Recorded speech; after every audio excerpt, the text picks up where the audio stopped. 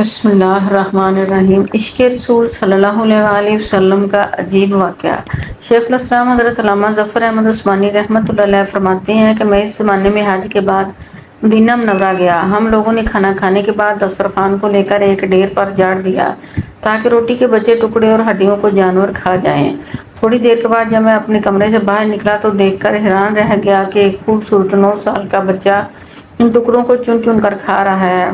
مجھے سخت افسوس ہوا کہ بچے کو ساتھ لے کر قیام گاہ میں آیا اور اسے پیٹ بھر کر کھانا کھلایا، کیونکہ میں ایسی ہستی کے شہر میں تھا جو غریبوں کا والی اور غلاموں کا مولا تھا۔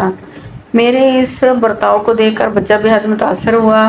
اس نے چلتے وقت اسے کہا کہ بیٹا تمہارے والد کیا کام کرتے ہیں؟ اس نے کہا میں یتیم ہوں۔ میں نے کہا بیٹا میرے ساتھ ہندوستان چلو گے؟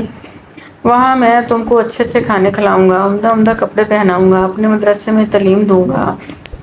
جب تم عالم فاضل بن جاؤ گے تو میں خود تم کو جہاں چھوڑ جاؤں گا اور تمہیں تمہاری والدہ کے سپرد کر دوں گا۔ تم جاؤ اپنی والدہ سے اجازت لے کر آؤ۔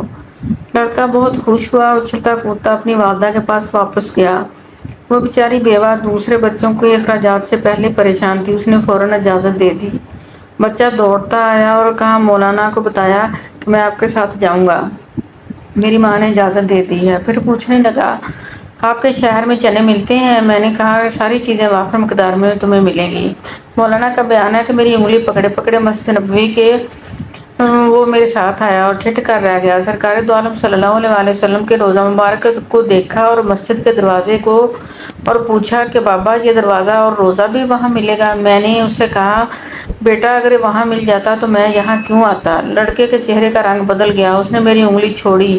بابا تم جاؤ، اگر یہ نہیں ملے گا تو میں ہرگز ہرگز اس دروازے کو چھوڑ کر نہیں جاؤں گا۔